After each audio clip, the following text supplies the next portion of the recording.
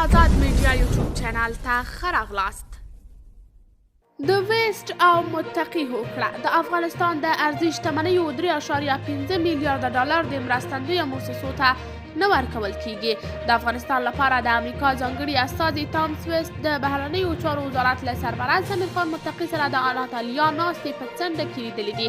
په دې لیدنه کې هوکړه شوې چې د افغانستان د ارضي شتمنیو 3.5 میلیارده ډالر چې په امریکا کې د محکمې لخوا آزاد شوي په هیڅ صورت د مرستندویه موسسو ته د مرستې په توګه نه ورکول کیږي. دا لیدنه جمعه د کپرشلمه نیټه د ترکیې په اناټالیا ښار کې شوې ده. متقي ټینګار کړی چې د افغانستان پیسې د افغانستان بانک ته ورکړل شي.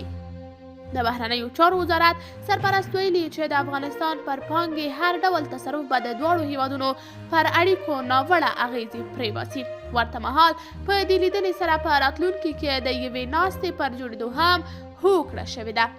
قدرمنو لیدونکو، تاسې د دې موضوع په هکله څه نظر لرئ؟ نظریات مو راسره په کمنټ کې شریک، ویډیو لایک او چینل سبسکرایب کړئ.